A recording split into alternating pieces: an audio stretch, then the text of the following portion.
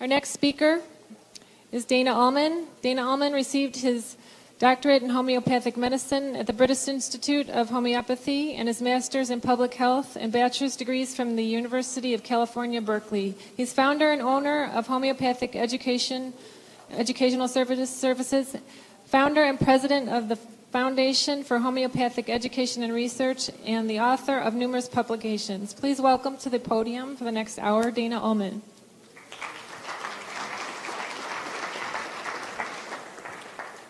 Hi there, everybody. I want to first begin with some simple life advice. And this could be useful to you in any city in the world. If you're ever walking down the street and you are attacked by a gang of clowns, go for the juggler. Simple advice. I'm glad it's useful. Any great talk does not simply provide you with useful information.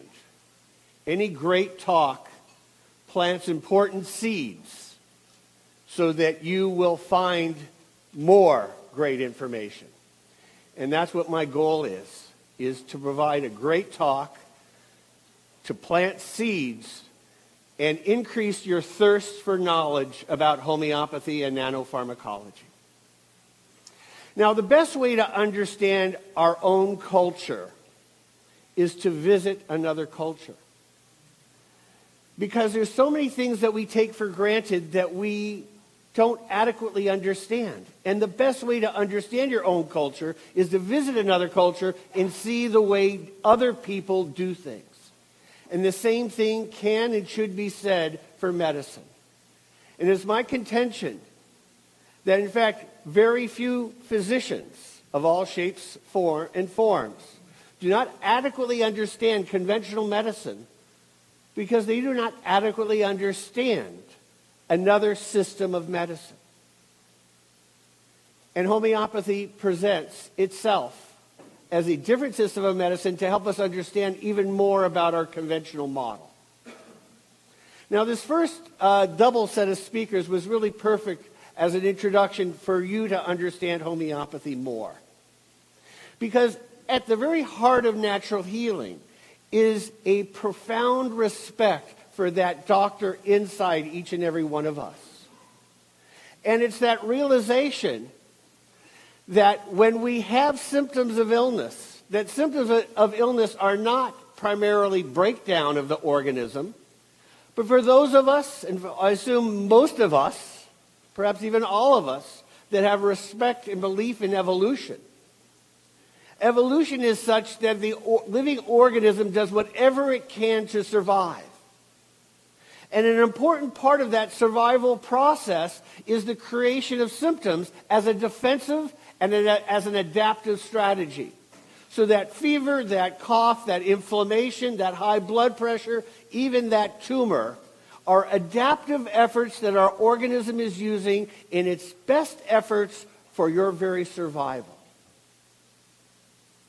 In the conventional model, too often the assumption is the symptoms are something wrong with the person that need to be stopped, that need to be controlled, and that ultimately need to be suppressed. However, when a person has a set of symptoms, and that person is given some particular treatment, and that symptom goes away, is that good news or is that bad news? You don't know yet.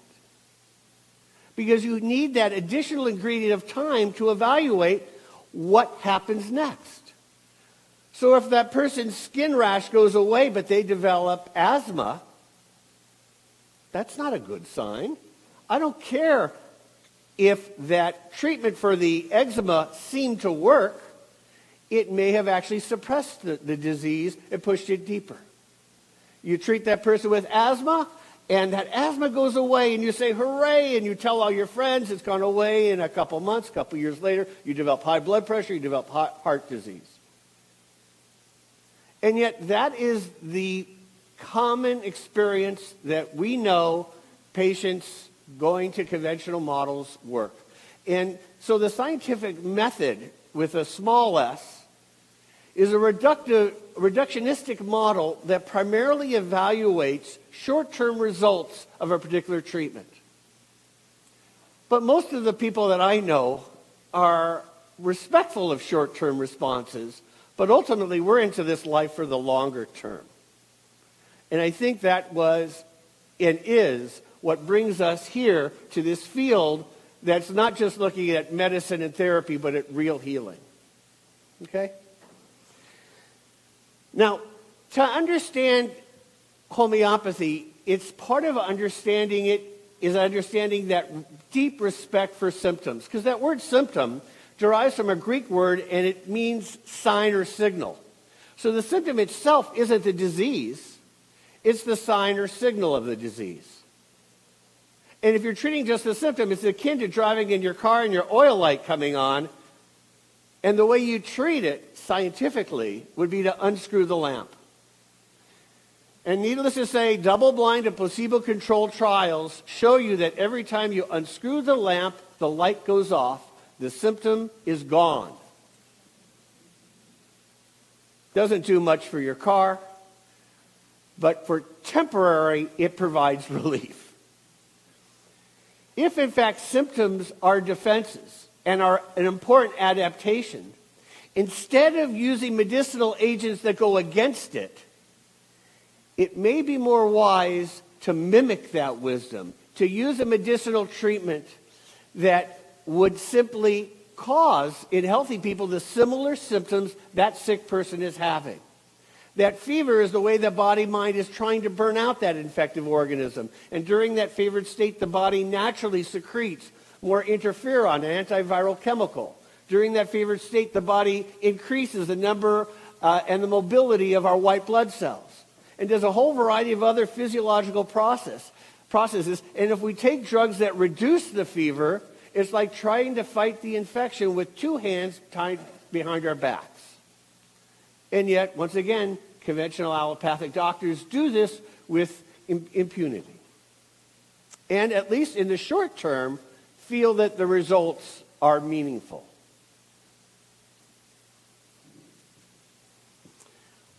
The homeopathic approach is decidedly different.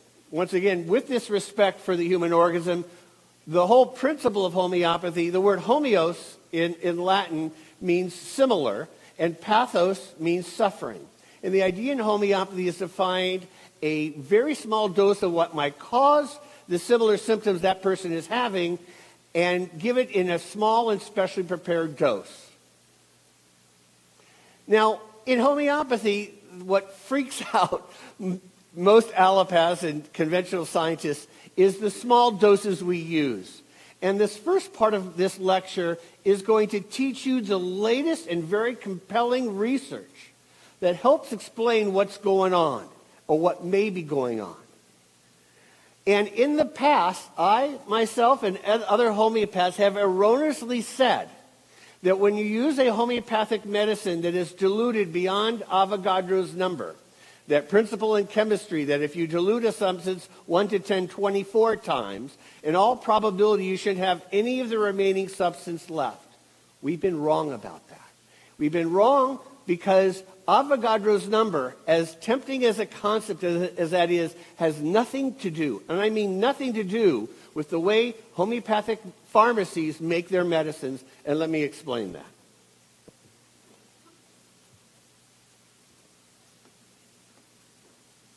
I'm going to skip over some of these other things that I had planned to talk about. But the way a homeopathic medicine is made is that we used to use a distilled water. And about 100 years ago, we began using a double distilled water to make it even more pure. And we used glass test tubes because if we used metal, needless to say, the metal would leach into the water. We thought that glass was inert, but it isn't. Nothing is. In fact, modern technology can measure the silica fragments that fall into the glass after you shake it vigorously. And especially when you put an additional substance in a double distilled water, and as you're shaking, that particular substance blanches against the side walls, and more silica fragments in very small nano-sized doses fall off the glass walls. Conventional physics research on glass and water has actually counted that it's even 6 parts per million of silica fragments floating in the water. Just like in our air that we're breathing right now, if you're sitting next to a window where the sun is shining in, you see how much the room that you're in is filled with dust. And which is a whole variety of organic and inorganic matter. It's not a problem at all.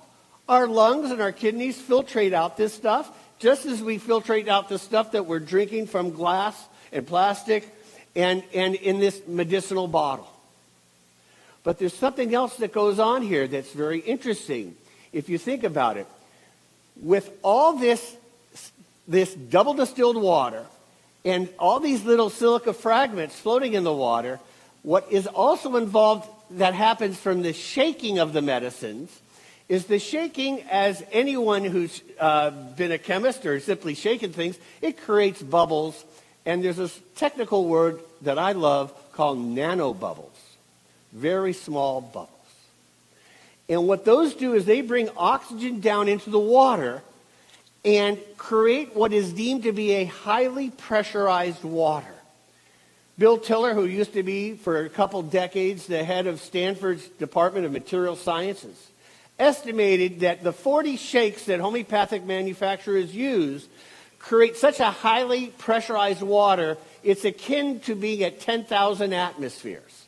Now, the specific number there isn't that important, but the important thing to know is that whatever substance you're making into a medicine will thereby be forced to interact with those silica fragments floating in the water.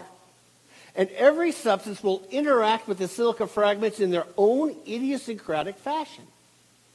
And then every silica fragment in the water ends up linking with the other silica fragments just because the way that homeopathic arsenic or homeopathic ginseng or homeopathic this or homeopathic that will create and change the very structure of the water underneath. But here's the more interesting thing. The most respected scientific governmental institution out of India is called the IIT, the India Institute of Technology. And a group of scientists did a series of experiments with 6 different homeopathic medicines, all mineral remedies: gold, silver, copper, tin, platinum, zinc. And they diluted them 1 to 100 6 times, and 30 times, and 200 times. And then they used 3 different types of spectroscopy to measure nanoparticles of the original metals. And they found nanoparticles of each individual metal in the 6th potency and in the 30th potency and the 200th potency, even though the 30th potency is way beyond Avogadro's number and the 200th potency is even further. Because when you're doing that shaking process and that substance is then attaching to the silica fragments, when they pour out 99% of the water, a certain number of those silica fragments cling to the bottom and the sides of the glass walls.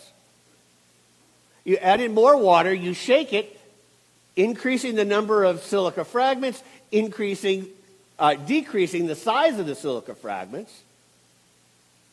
And no matter what you do with the diluting and shaking, you can't get rid of them. And that's the good news. So when people and skeptics say there's nothing in homeopathic medicines, they're wrong.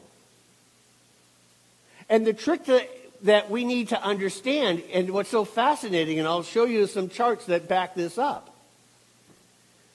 But for those of us that realize that we have an endocrine system, and that we have a whole bunch of hormones and cell-signaling agents that are having very powerful and significant effects on everyday life functioning, they are operating at this between 6x and 18x as regular doses.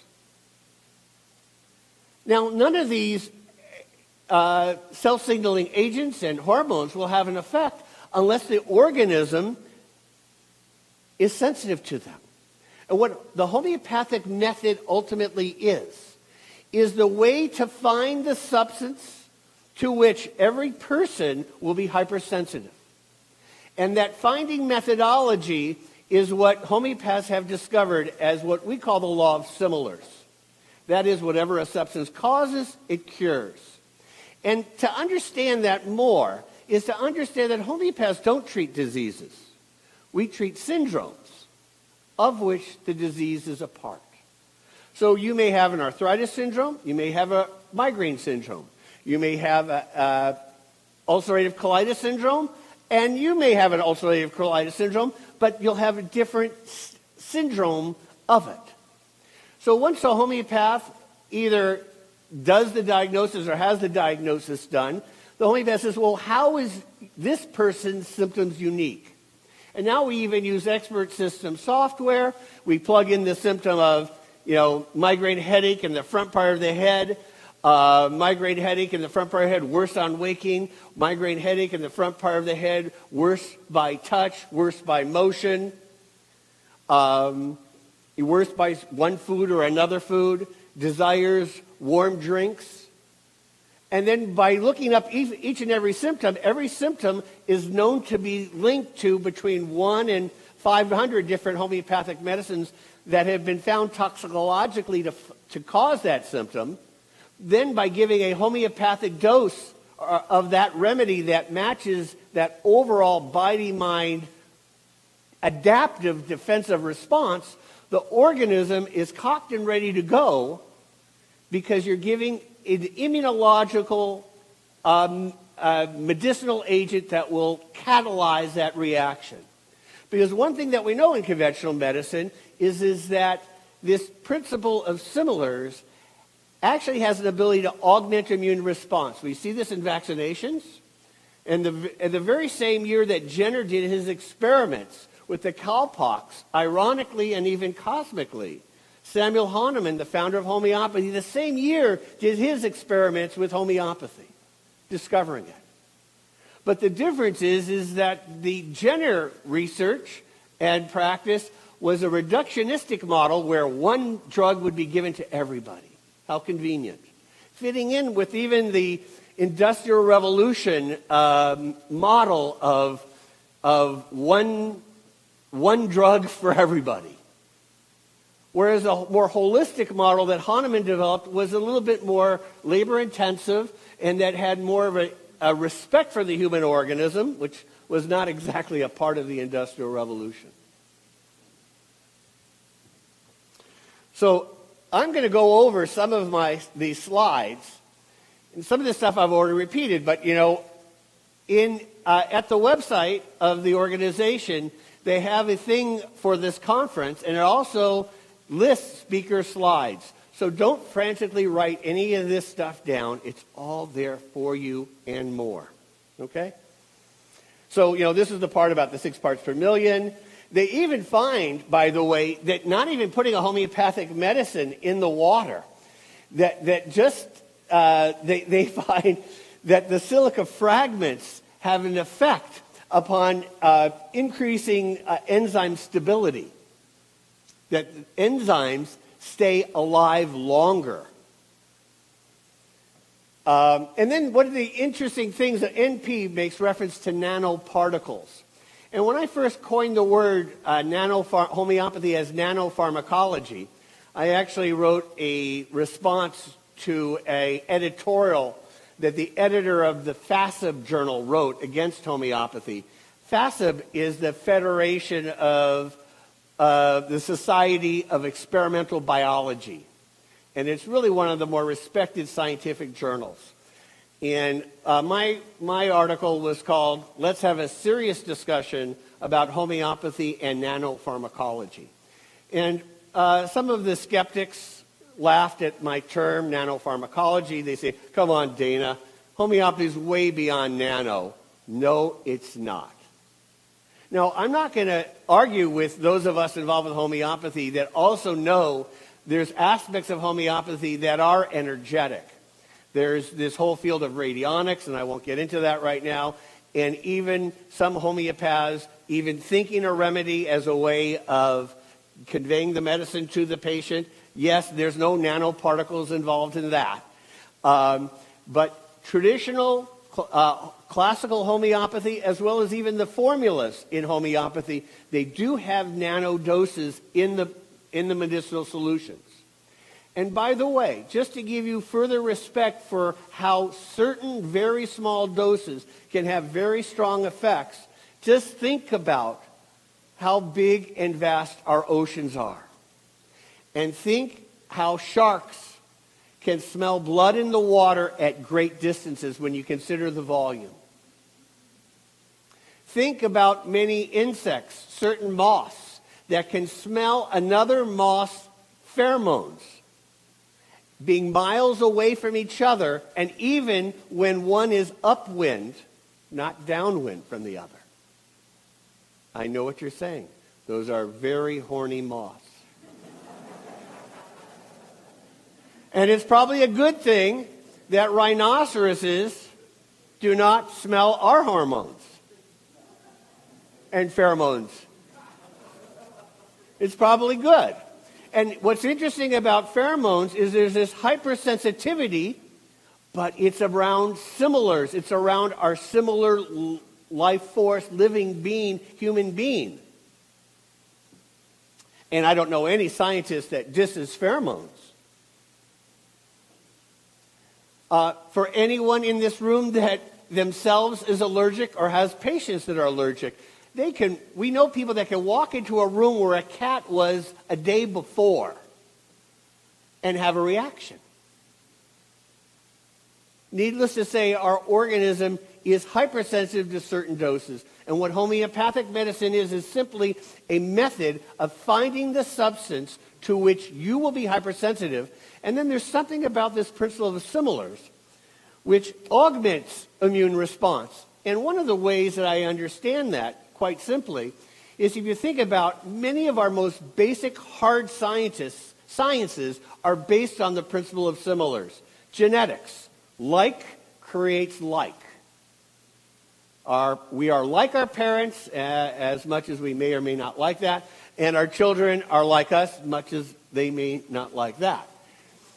But, for those of us that know something about chemistry, a substance will be a solvent to another substance if it has a similar type of molecular bonding.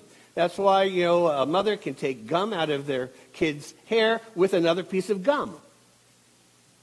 And in magnetism, I remember this first grade experiment where you had a north pole of a magnet and a south pole. And if you put north and south, they would kiss. But you put north and south, they repel.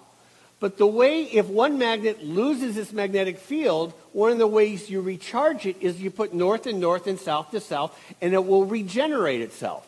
That original magnet won't lose its magnetic field, it will recharge it.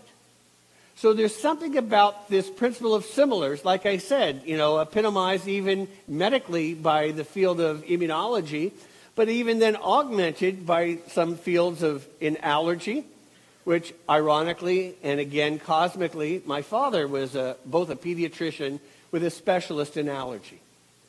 And so in my very bones and genes is this basic principle. And my father, like many good parents in the 1950s, when I was a young kid, he got me one of those doctor bags with this stethoscope and with that thing that my bigger brother took to test my reflexes. And in that little doctor's bag was a little bottle of sugar pills, which I've been prescribing ever since.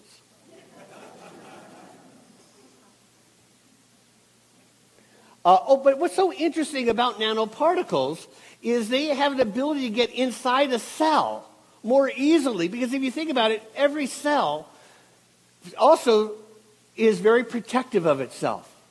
And if you try and overwhelm the organism, let alone a single cell, with nutrients, it's going to say, hold on. I'm going to clamp down on that membrane. I'm not letting anything in. But if you sneak up on it with, dusted, very small doses, it doesn't even alarm itself. And the same thing would be said about nanoparticles going through and up through the blood-brain barrier.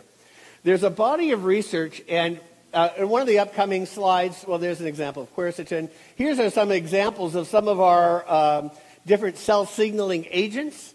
and hormones, a little bit later hormones. This is some cell signaling agents that are known to have extremely significant results in small doses. I'm going through a bunch of stuff pretty fast because I created much too much slides about this nanoparticle work, and I want to get to some of the clinical research too. But there's a body of work by a colleague of mine named Iris Bell, who's an MD, PhD from Stanford, who's the head of the research program of Andy Weil's organization at the University of Arizona. And she's written now a series of excellent articles looking at homeopathy and these nanoparticles. And she's scoured the conventional pharmacy and medical literature for noticing that there's a whole different effect that the organism and organisms have to extremely small doses that are very different than what have for larger doses. And then there's even been some research in leading physics journals. That's one of the highest and most respected physics journal in the world, called Physica A. And a Swiss physicist did an experiment with 2 different homeopathic medicines, and using some sophisticated modern technology was able to differentiate one from the other because they created their own different thermoluminescence. In other words, they affected heat and light, which is impressive to a physicist. And here in the slide is some of the research that Iris Bell and some of her team have done. Once again, don't go crazy writing this down. It's right there at the website under speaker slides. And here's a whole list of some of the hormones that are known to have significant effects at ranging from either 16x and 12x, and this is quite common. Now, there's other explanations for how homeopathic medicines work, and the one that I want to talk about almost sounds like a bit of a joke, and it's submarine communication. Now, right now, there's different radio waves going through the air, and hopefully you're not hearing them. But if you're in a submarine and you're in the ocean, which is a salt water base, and you try and convey a radio signal in salt water, it simply doesn't penetrate salt water. So what the Navy has to do is use what's called an ultra-low frequency in order to penetrate the salt water. But the word ultra-low is simply way too inadequate to convey to you how low of a frequency they have to use to penetrate salt water. Instead of a wavelength being, many up and down motions within a single millimeter or inch, typically a single wavelength in order to penetrate salt water can be 1 or 2 miles long. And if you think about it, what is our blood made out of? It's a salt water. It's a mineral-rich water. And the best way to convey information through it is with ultra-low doses. And that's what homeopathy is. Hopefully this is explaining it to you in a little bit more different and more modern way. Holograms. Now, holograms are those laser-created 3-dimensional photographs that are so cool. And if I were to have a plate of a redwood tree, and I slipped and I broke it in 500 easy pieces on the ground, and I picked up one piece and we looked at it, you know what you'd see in that little piece? The whole tree. And if you think about it, what is our DNA? It's a hologram. It's a hologram of who we are. And you've heard this statistic before that every 7 years, every cell of your body is all new. And that's true. But what isn't new is our DNA. But even then, our DNA is evolving. And the newest work on epigenetics show that you are not stuck in your genetics, that you can do certain things to change things. And I can't wait for the research to be done on homeopathy. Mind you, there have been different studies that have been done on homeopathy showing some up and down regulations of different gene expressions. And that's going to be important new work to be watching. But the reason why I also like the idea and the metaphor of the hologram is that's what a homeopathic medicine is. No matter how many times you dilute it and shake it, you still will have that image that of the whole. Plant, mineral, animal, or chemical. And if you think about it, what homeopathy is on one hand is a system of toxicology, where the way a homeopath finds out what a medicine is effective in treating is we do trials in toxicology on subjects. And we give them even a homeopathic dose. Nowadays we give them the 30th potency. In the old days they would use a low potency to see what reaction belladonna and arsenic would have. You don't want to do that these days. But we have found that if you even give the 30th potency to a healthy person on a regular basis, at a certain point, not all of them, but many of them will develop symptoms. The reason why not all of them will be developing symptoms is that these experiments in toxicology are called provings. And we find that sometimes people that seem to be healthy may not really be healthy. And their body is already working on certain infections or exposures or whatever. And they will not respond to this toxicological dose of a homeopathic remedy. I say toxicological because it's daily over a period of time. But even some people will respond even after a couple of doses in subtle and not so subtle ways, and will create symptoms of the overdose of whatever substance we're giving them. Homeopaths then make books, and now we make software programs that delineate out what these different plants, minerals, animals, or chemicals cause an overdose. So on one hand, there's this system of toxicology, and secondly, there's this system of intense case-taking, of interviewing our patients to find out what symptoms they're having. And we try and avoid any theories as to what is causing the symptoms. We are doing what I call Jack Webb or dragnet medicine. Just the facts, ma'am. What are you feeling? When are you feeling it? When is it better? When is it worse? What influences, what ameliorates it, what aggravates it? And by getting at those facts, we then input it into the software. We look for a medicine that has a match to the overall symptoms. Now, there are those of us in this room that use what we call classical homeopathy, where we use one medicine at a time. And the certain advantage of doing that is then you know which that medicine had an effect. When you use formulas, and I use formulas too, and I have a respect for them, one of the problems is you don't know which remedy in there had the effect. But that's fine, Dana. You don't need to know that every time. You just sometimes need to get the patient better. And that's a blessing. But the benefit of knowing is then you can say, well, now I need to give that person a higher potency of it. And typically, by the way, for those of us that use these single remedies, when we use a medicine, the 200th potency or the 1M, we commonly give just one dose. And we stand back.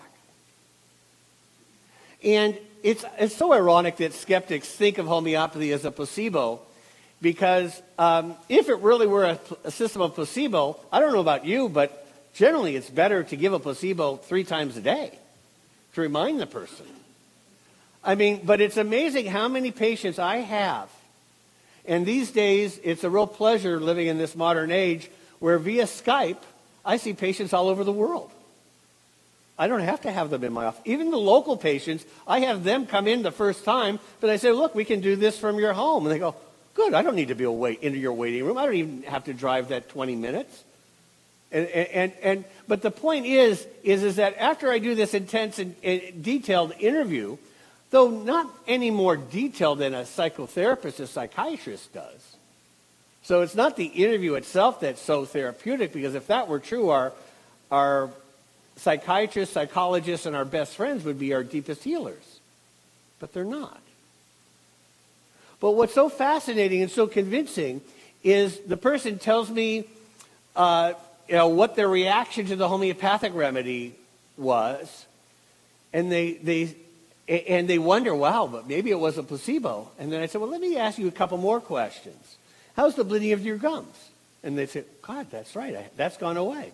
And how's the swelling of your feet during your premenstruation? Well, that's right, I didn't have that this month. If this really were a placebo, people would know all these different changes because they wanted them to change so much. And of course, the homeopath wasn't the first person to treat them. They've had 18 other people before them. Why didn't they respond in a placebo manner to them? So whereas there is a placebo effect, I don't deny that. But that's not all there is. The nanobubbles, which are fascinating, enzyme chemistry, the magic of water. Water is just, I do like this. Let me read this out loud because it's so beautiful. To adapt a theatrical metaphor, if nucleic acid, proteins, carbohydrates, lipids, hormones, and so forth are the principal actors in the unfolding drama that is life at the molecular level, then water provides the stage, scenery, theater, and ultimate direction to that drama. From this perspective, it could well be that too much emphasis has been placed on the biomolecules at the expense of the solvent in which they perform. Now, Lionel Milgram is a homeopath with a PhD in chemistry. And if you get a chance to read anything he's written, enjoy it. He's both a poet and a scientist. And he's made fun of by the skeptics because he acknowledges some of the importance of quantum levels of things. And if you ever really want to freak out skeptics, is just ever use the word quantum. Because now if you think about it, Newtonian physics is really what we use on the day-to-day basis, and that is a fine method of assessing things, except at the very, very small level and the very, very big level. And so, indeed, there are a lot of people in the New Age that are overusing this term quantum and quantum physics and all that business. But as it relates to homeopathy, it does deal with quantum factors.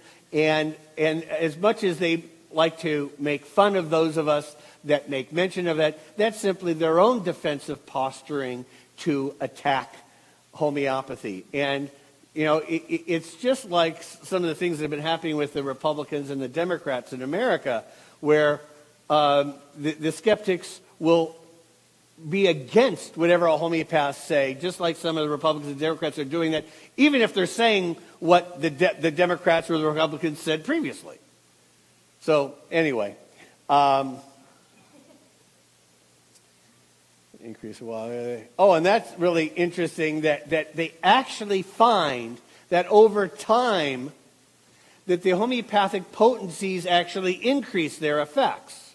And that initially after making them, they are not as active. And there have been some studies that have tried to disprove homeopathy, and some of the problems was they'd be making the medicines and then use that medicines right then and there. And, it's always been a little bit of an intrigue that some of us use homeopathic medicines that are several decades or even 100 years old, and they still seem to be active. And then there's a whole bunch of work on plants, which is interesting. Luc Montagnier, who was the French virologist who co-discovered the HIV, the virus known to cause AIDS.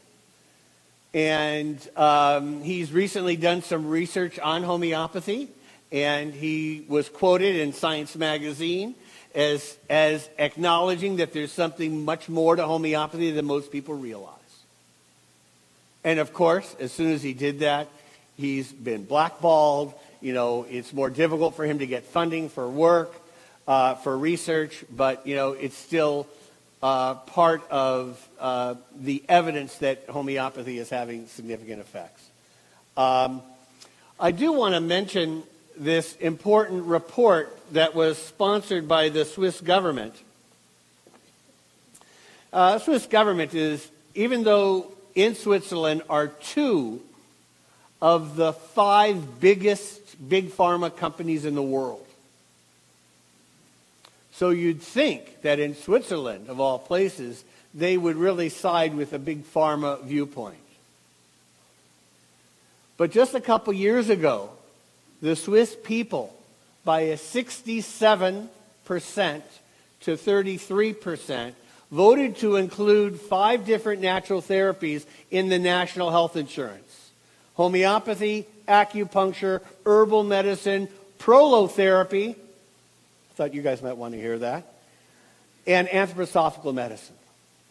Isn't that fabulous? Well, the Swiss government did a series of investigations, both research and reports on homeopathy.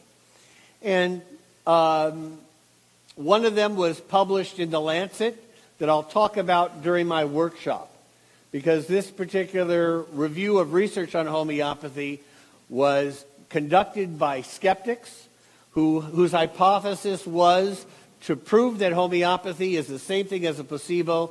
And guess what they discovered? They discovered just that. Because the way this is a beautiful lesson in how to use statistics to lie. It's beautiful. And yet it's amazing how many people make reference to this Lancet article as though that it is in any way definitive. And yet, so we'll talk a little bit about that.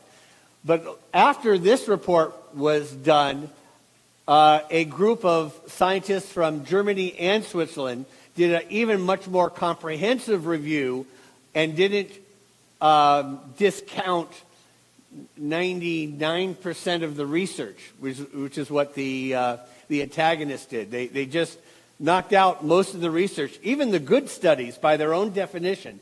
Even the high-quality studies published in the British Medical Journal, in the Lancet, that had showed positive results, they conveniently found different reasons to ignore them and take them out of the data, which is what the church lady from Saturday Night Live might call convenient. Well, but in any case, what was interesting in this particular review, they found that 20 of the 22 systematic reviews from the meta-analysis had a trend in favor of homeopathy, with at least 5 reviews yielding results indicating clear evidence for homeopathy. And in fact, the report on the 29 studies on upper respiratory tract infection or allergic reactions, that 24 studies found a positive effect in favor, and 6 out of the 7 controlled trials that showed homeopathy to be more effective when compared with conventional medical treatments. And in fact, the antagonists, when they wrote their article about homeopathy, damning it, they made reference to respiratory tract infections and allergies, and acknowledged that the difference was significant. They considered it too significant to be believable.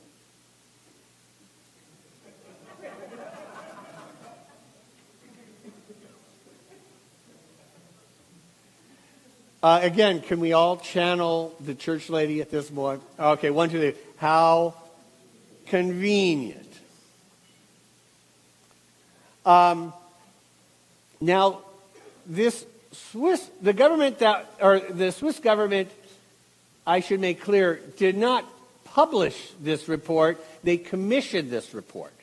And they reviewed botanical studies, animal studies, in vitro studies and human cells.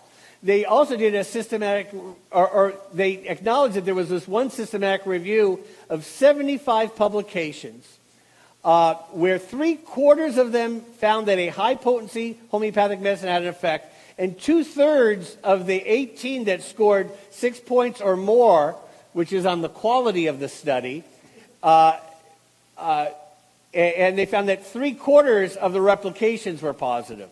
So they went on to conclude that homeopathic medicine seemed to have a regulatory, balancing, or normalizing effect and possess a specific physical structure So there is something in the medicines that is having a significant effect.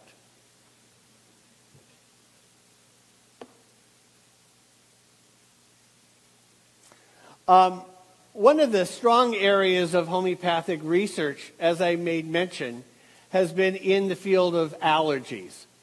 And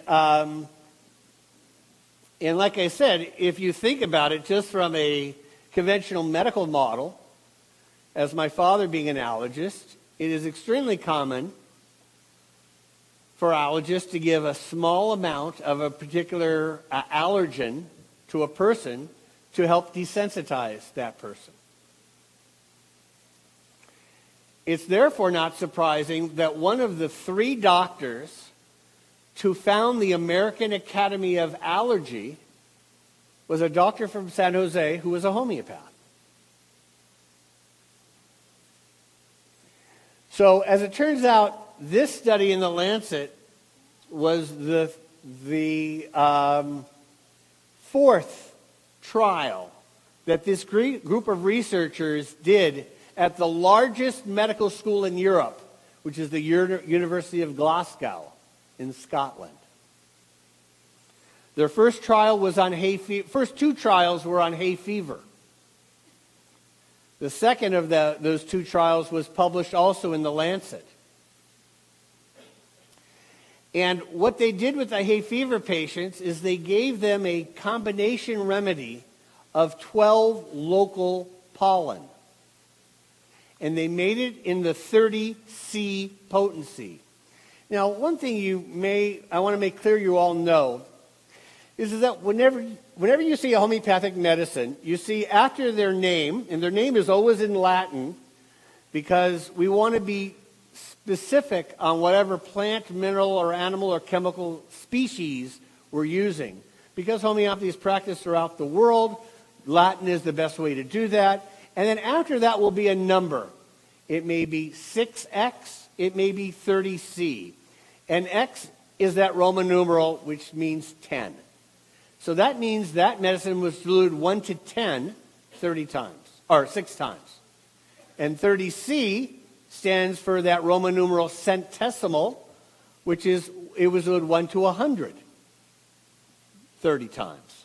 Now, after it's diluted 1 to 100, they do this 40 shakes, and most pharmacies in the past made them by hand, though today most of them, especially the higher potencies, are made by machine, and we don't have any problem with that. Now, sometimes you'll see a homeopathic medicine with a designation of a number and then the letters LM. And that was Hahnemann's last contribution, big contribution to homeopathy. And what he did, he would dilute the medicine, he would shake the medicine and then dump out all the liquid.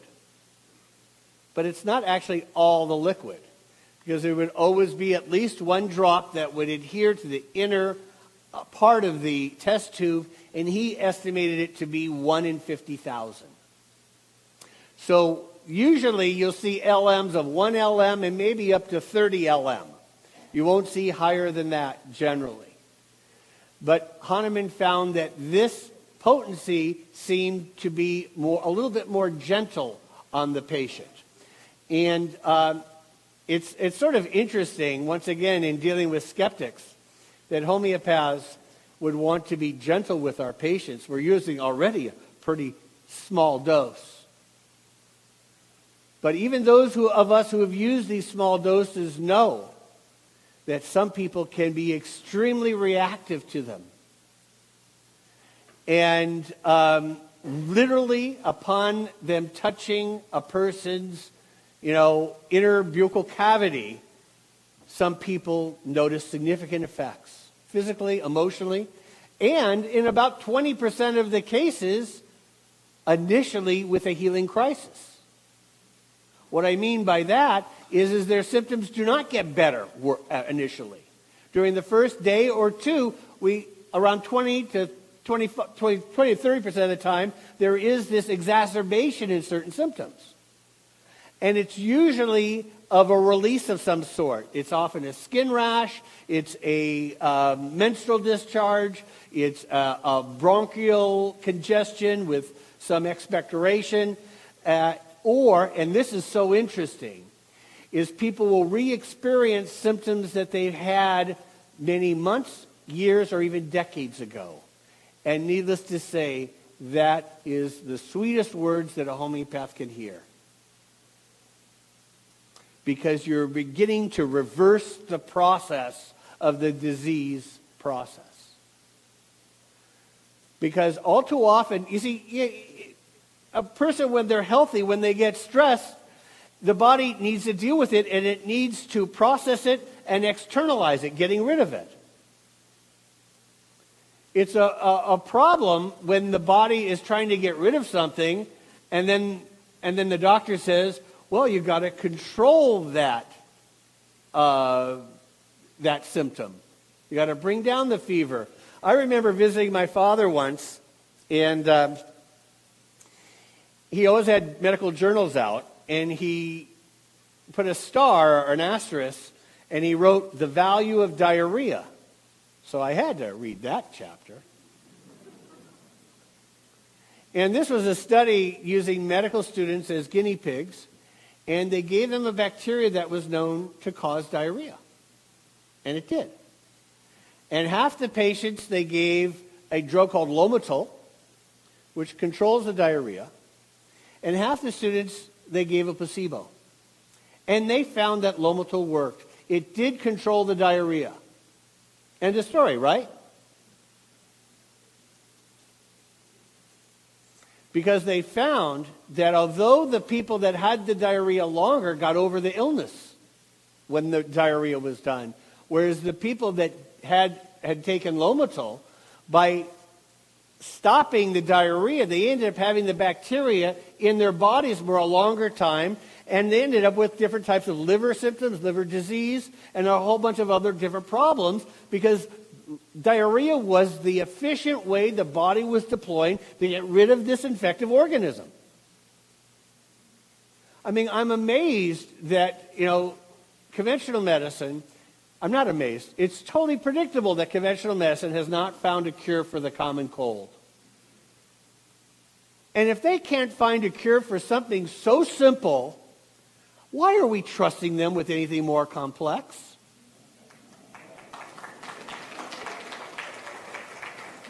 And if you think about it for a second, a cold is a result of a viral infection. So the body then tries to deal with it and tries to kill these viruses, and our white blood cells, work on it. Our interferon works on it. And in the process, some of our own body dies. And some of the virus dies. So then the body creates this brilliant liquid substance called mucus as a way of getting rid of it.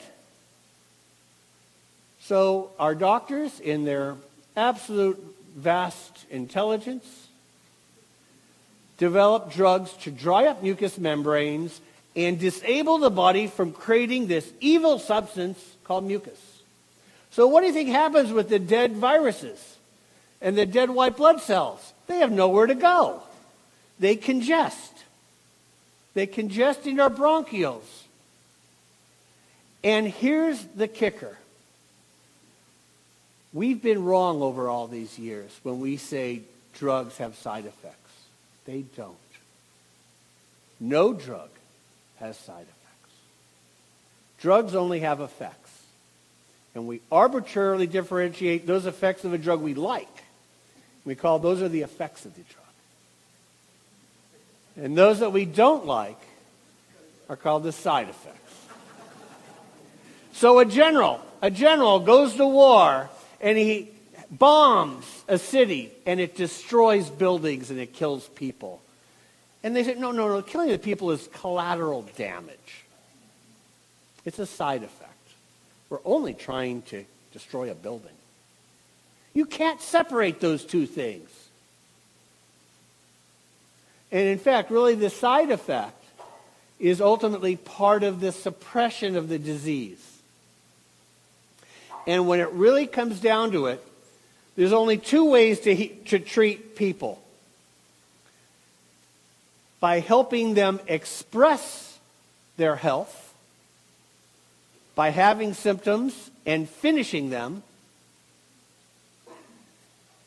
and those that suppress our health and provide what seems to be an effective treatment, but then just sets up the framework for a deeper, more chronic disease. Is it any wonder that we're having more cancers at earlier age, more heart disease at earlier age, more immune dysfunction at an early age, and the kicker, more mental illness at an earlier age, and more Alzheimer's and mind diseases? And if you think about it, if your memory is going, what do you think that does to your immune system? Will it remember that virus that your body dealt with 2 years ago so effectively? No. As above, so below. And that schizophrenic who can't differentiate him or herself from other people and the other things that are going on, what do you think their immune system's doing? Can it separate out self from not self, which is so important for our own vital health? And here's what's so fascinating. If you really go through the psychiatric literature, people who are going through a schizophrenic episode very rarely will be physically sick. They will not have pain syndromes. And yet, as they begin to get better, they begin to develop different physical illnesses because their body then is beginning to differentiate self from not self, begins to inflame, begins to discharge, and of course they then go to a doctor, which then gives them a drug for that particular condition. It effectively gets rid of that condition, and what happens? Hello, 8 other cells. Schizophrenia, trischizophrenia, multiphrenia, the many personalities come out. So, the bottom line is that you can heal people in a profound way when you respect that wisdom within every person, that doctor within each of us, and you use medicines that mimic that wisdom. And I call homeopathy not only nanopharmacology, but also as a medical biomimicry. I don't know if you're familiar with this term, biomimicry, but it's right now on the cutting edge of technology.